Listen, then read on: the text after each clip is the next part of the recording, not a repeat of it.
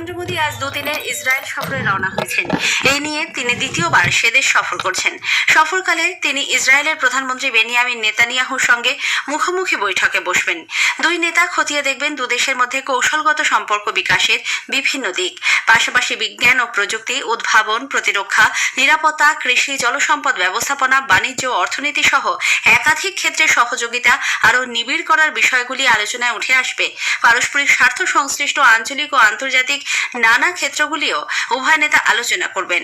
ইসরায়েলে ভারতের রাষ্ট্রদূত জেপি সিং জানিয়েছেন, প্রধানমন্ত্রী মোদী নেসেটে ইসরায়েলি সংসদে প্রথম ভারতীয় হিসেবে আজ ভাষণ দেবেন। আগামীকাল প্রধানমন্ত্রী মোদীর সঙ্গে ইসরায়েলের রাষ্ট্রপতি আইজাক হেরজগেরও বৈঠক হওয়ার কথা রয়েছে। ये यात्रा बहुत ही इम्पोर्टेंट है क्योंकि इंडिया और इजराइल के जो रिलेशंस हैं वो बड़े स्ट्रेटेजिक रिलेशंस हैं और इन स्ट्रेटेजिक रिलेशंस में हम काफी एरियाज में फोकस करते हैं। इस विजिट के दौरान वो प्रधानमंत्री नेतन्याहू जी से मिलेंगे, यहाँ के राष्ट्रपति मिस्टर हर्जोग जी से मिलेंगे और यहाँ की जो केनेसेट है, जिसको हम यहाँ पे हमारे इधर पार्लियामेंट बोलते हैं, यहाँ की केनेसेट को एड्रेस भी करेंगे। सो ये बड़े इंपॉर्टेंट एलिमेंट्स हैं इनकी विजिट के और विजिट के दौरान बहुत सारे एग्रीमेंट्स भी साइन किए जाएंगे। দুদিনের ইসরায়েল সফর ভারত ও সেদেশের মধ্যে দীর্ঘস্থায়ী সম্পর্ককে আরো মজবুত করবে বলে প্রধানমন্ত্রী নরেন্দ্র মোদী আশা প্রকাশ করেছেন।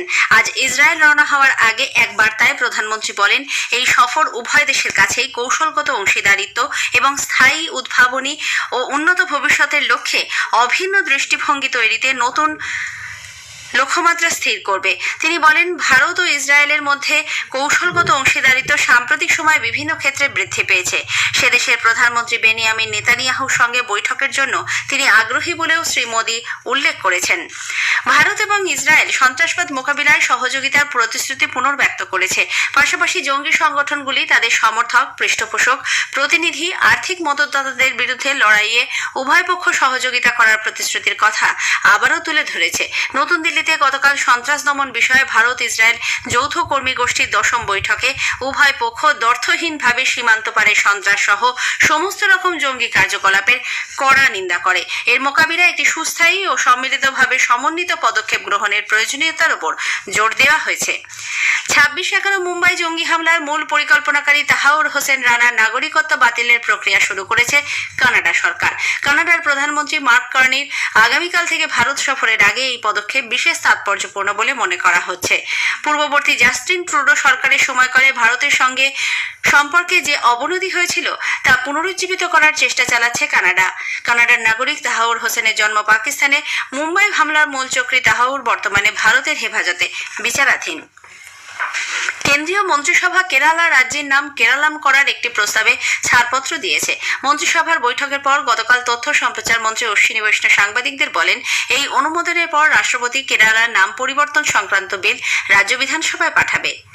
जब से भाषा के आधार पर राज्यों के डिलिमिटेशन हुए, तब से एक बड़ी डिमांड थी कि केरला का नाम केरलम होना चाहिए। इस डिमांड को आज यूनियन कैबिनेट ने अप्रूवल दिया। आज इस फैसले के बाद में माननीय राष्ट्रपति ji Kerala alteration of name bill 2026 ये राज्य की विधानसभा के पास भेजेंगे और उनके राज्य की विधानसभा के निर्णय के आने के बाद में भारत सरकार इसमें अगला स्टेप लेगी। সাম্প্রতিক বিমান দুর্ঘটনা রুখতে অসামরিক বিমান চলাচল মহানির্দেশালয় ডিজিসিএ চার্টার বিমান চলাচলের ক্ষেত্রে কঠোর নিরাপত্তা সংক্রান্ত নির্দেশাবলী ঘোষণা করেছে। ডিজিসিএ নিরাপত্তা বিধি বিষয়ক একটি উচ্চ পর্যায়ের বৈঠকের পর নতুন নিয়মাবলী প্রকাশ করে। তারা জানিয়েছে, বাণিজ্যিক দিকটি বিবেচনার চেয়ে নিরাপত্তাকে অগ্রাধিকার দিতে হবে এবং পুনরায় নিশ্চিত করা হয়েছে যে নিরাপত্তার ভিত্তিতে পাইলট ইন কমান্ডের সিদ্ধান্তই চূড়ান্ত বলে বিবেচিত হবে। নতুন ব্যবস্থায় আরও বলা হয়েছে, অপারেটরদের বিমানের আয়ু, রক্ষণাবেক্ষণের ইতিহাস এবং পাইলটের অভিজ্ঞতা সহ একাধিক গুরুত্বপূর্ণ নিরাপত্তা সংক্রান্ত বিবরণ প্রকাশ করতে হবে। এই বিবরণের ভিত্তিতে ডিজিসিএ বিমানের নিরাপত্তার র্যাঙ্কিং চালু করবে। কৃষি ও কৃষক কল্যাণ মন্ত্রী শিবরাজ সিং চৌহান কৃষক কল্যাণে রাজ্যগুলির জন্য বরাদ্দ হওয়া তহবিলের 100% আগামী 31শে মার্চের মধ্যে সদ্ব্যবহারের ওপর জোর দিয়েছেন। নতুন দিল্লিতে রাষ্ট্রীয় কৃষি বিকাশ যোজনা এবং কৃষি উন্নতি প্রকল্পের অগ্রগতি পর্যালোচনার জন্য অসম, বিহার, গুজরাট, মধ্যপ্রদেশ, রাজস্থান, মহারাষ্ট্র এবং হরিয়ানা সহ বেশ কয়েকটি রাজ্যের কৃষিমন্ত্রী এবং বরিষ্ঠ আধিকারিকদের নিয়ে আয়োজিত এক ভার্চুয়াল বৈঠকে তিনি একথা বলেন।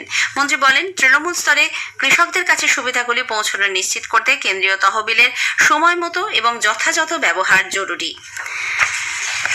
ডিজিটাল ইন্ডিয়ার কৃত্রিম বুদ্ধিমত্তা নির্ভর ভাষা অনুবাদ সংক্রান্ত অ্যাপ ভাষিনী বিভাগ সংবিধান অন্তর্ভুক্ত 22টি ভাষায় ব্যাংকিং ও আর্থিক পরিষেবা প্রদানের লক্ষ্যে রিজার্ভ ব্যাংক অফ ইন্ডিয়ার সঙ্গে একটি সমঝোতা স্মারকপত্র মৌ স্বাক্ষর করেছে। এই দুই সংস্থা একত্রে ব্যাংকিং সেক্টরের ভাষার জন্য বিশেষ উপায়ে এআই ভাষা মডেল তৈরি করবে। এই মডেলের নাম হবে ব্যাংকিং ভাষিনী। এর মধ্যে ব্যাংকিং সংক্রান্ত পরিভাষা ও নিয়ন্ত্রণ বিধি যুক্ত করা হবে। আজকের প্রসঙ্গে এবারের বিষয় এআই সামিট এবং বিনোদন ও সংবাদ মাধ্যমে কৃত্রিম বুদ্ধিমত্তা। পরিচালক অতনু ঘোষ ও পরিচালক সমালোচক এবং সাংবাদিক রত্নোত্তমা সেনগুপ্তের সঙ্গে কথা বলেছেন অভিজিৎ চক্রবর্তী। আকাশবাণী সংবাদ বিভাগ প্রযোজিত অনুষ্ঠানটির প্রথম পর্ব শুনবেন আজ রাত 9:30টায় গীতাঞ্জলি ডিটিএইচ বাংলা এবং আকাশবাণী সংবাদ কলকাতা সোশ্যাল মিডিয়া প্ল্যাটফর্মে। এই অনুষ্ঠানের দ্বিতীয় তথা শেষ পর্ব শুনতে পাবেন আগামীকাল রাত 8টায়। এই খবর আপনারা শুনছেন আকাশবাণী থেকে। মার্কিন রাষ্ট্রপতি ডোনাল্ড ট্রাম্প বলেছেন আমেরিকা আগের থেকেও আরও বেশি ধনী ও শক্তিশালী দেশ হিসেবে ঘুরে দাঁড়িয়েছে। রাষ্ট্রপতি হিসেবে দ্বিতীয় দফায় স্পষ্ট বিভাজিত কংগ্রেসে আজ তার প্রথম স্টেট অব দ্য ইউনিয়ন ভাষণে ট্রাম্প মূলত জাতীয় নিরাপত্তার ওপর জোর দেন। আমেরিকার ইতিহাসে সবচেয়ে নিরাপদ এবং কঠোর সীমান্ত ব্যবস্থা গড়ে তোলা হয়েছে বলে দাবি করেছেন ট্রাম্প।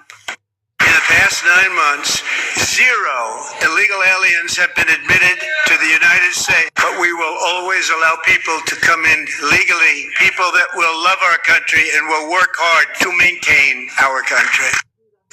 সীমান্ত নিরাপত্তা ছাড়াও ট্রাম্প মার্কিন অর্থনীতির পুনরুজ্জীবনের উপর আলোকপাত করেছেন। দেশে তৈল উৎপাদন তাঁর সময়কালে উল্লেখযোগ্য হারে বেড়েছে বলেও ট্রাম্প জানিয়েছেন। মার্কিন যুক্তরাষ্ট্র এবং ইরানের মধ্যে কূটনৈতিক সমঝোতার তৃতীয় পর্বের আলোচনা আগামীকাল জেনেভায় অনুষ্ঠিত হতে চলেছে। এ বিষয়ে অগ্রগতির সম্ভাবনা নিয়ে ইরানের আধিকারিকরা সতর্কতার পাশাপাশি আশার ইঙ্গিতও দিয়েছেন। বিদেশমন্ত্রী আব্বাস আরাকচি বলেছেন, কূটনীতিক অগ্রাধিকার দেওয়া হলে অভূতপূর্ব চুক্তিতে পৌঁছানো সম্ভব হতে পারে। চলতি বছরের জানুয়ারি মাসে দেশজুড়ে চলা বিক্ষোভ দমন হয়ে ওঠার পর সেদেশের সরকার কঠোর আন্তর্জাতিক পর্যবেক্ষণের সম্মুখীন হয়েছে। মানবাধিকার সংগঠনগুলির রিপোর্টে অন্ততপক্ষে 7,000 মানুষ নিহত এবং অর্থনৈতিক কঠিন অবস্থা এবং রাজনৈতিক পরিবর্তনের দাবির জেরে চলা অস্থির পরিস্থিতিতে হাজার হাজার মানুষকে আটকে রাখার খবর মিলেছে। রাষ্ট্রসংঘের সাধারণ সভায় ভারত গতকাল রাশিয়া ও ইউক্রেনের মধ্যে নিঃশর্ত যুদ্ধবিরতির খসড়া প্রস্তাবে ভোটদানে বিরত থেকেছে। রাশিয়ার সামরিক অভ্যুত্থানের চতুর্থ বর্ষপূর্তিতে ইউক্রেনের দীর্ঘস্থায়ী শান্তির জন্য সহায়তা নামক একটি প্রস্তাব রাষ্ট্রসংঘে পেশ করে ওই দেশ। প্রস্তাবটিতে আন্তর্জাতিক আইনের সঙ্গে সঙ্গতি রেখে সুসংহত দীর্ঘস্থায়ী শান্তি স্থাপনের কথা বলা হয়েছে। রাষ্ট্রসংঘের 193 সদস্য দেশের মধ্যে 107টি দেশ এই প্রস্তাবের পক্ষে ভোট দেয়। প্রস্তাবের বিপক্ষে ভোট দিয়েছে 12টি দেশ। ভারত, বাংলাদেশ, ব্রাজিল, শ্রীলঙ্কা ও মার্কিন যুক্তরাষ্ট্র সহ 51টি দেশ এই খসড়া প্রস্তাবের ভোটদানে বিরত থেকেছে। ভারত ও কেনিয়ার মধ্যে কৃষিক্ষেত্রে দ্বিপাক্ষিক সহযোগিতা বৃদ্ধির লক্ষ্যে প্রথম যৌথ কর্মী গোষ্ঠীর বৈঠক ভার্চুয়াল মাধ্যমে অনুষ্ঠিত হয়েছে। কৃষি এবং কৃষক কল্যাণ দপ্তরের যুগ্ম সচিব অজিত কুমার সাহু এবং কেনিয়ার পক্ষে বিদেশ মন্ত্রক এবং প্রবাসী বিষয়ক দপ্তরের প্রতিনিধি স্টিফেন রণ বৈঠকে যৌথভাবে পৌরোহিত্য করেন। রাষ্ট্রপতি দ্রৌপদী মুর্মু আজ মহারাষ্ট্রের বুলধানা জেলার শেহগাঁওতে জাতীয় আরোগ্য মেলার সূচনা করবেন। কেন্দ্রীয় আয়ুষ মন্ত্রক এই মেলার আয়োজন করেছে। নাগপুরে ব্রহ্মকুমারী আয়োজিত রাজ্যস্তরে একতা ও বিশ্বাসের দ্বারা মহারাষ্ট্রের স্বর্ণযুগ শীর্ষক একটি অনুষ্ঠানেরও সূচনা করবেন তিনি। কলম্বোর প্রেমাদাসা স্টেডিয়ামে আজ আইসিসি ক্রিকেট বিশ্বকাপের সুপার 8 ম্যাচে শ্রীলঙ্কা নিউজিল্যান্ডের বিরুদ্ধে খেলবে। খেলা শুরু হবে ভারতীয় সময় সন্ধ্যে 7টায়। গতকাল শ্রীলঙ্কার পাল্লেকেলে ইংল্যান্ড 2 উইকেটে পাকিস্তানকে পরাজিত করেছিল। শেষ করার আগে খবরের বিশেষ কিছু অংশ আরও একবার। প্রধানমন্ত্রী নরেন্দ্র মোদী আজ 2 দিনের ইসরায়েল সফরে রওনা হয়েছেন। এই সফর ভারত ও সেদেশের মধ্যে দীর্ঘস্থায়ী সম্পর্ককে আরো মজবুত করবে বলে আশা প্রকাশ করেছেন তিনি। মার্কিন রাষ্ট্রপতি ডোনাল্ড ট্রাম্প বলেছেন, আমেরিকা আগের থেকে আরো বেশি ধনী ও শক্তিশালী দেশ হিসেবে ঘুরে দাঁড়িয়েছে। টি-20 ক্রিকেট বিশ্বকাপের সুপার 8 পর্বের ম্যাচে শ্রীলঙ্কা আজ নিউজিল্যান্ডের বিরুদ্ধে খেলবে। খবর শেষ হলো। এরপর স্থানীয় সংবাদ সকাল 10টা বেজে 10 মিনিটে।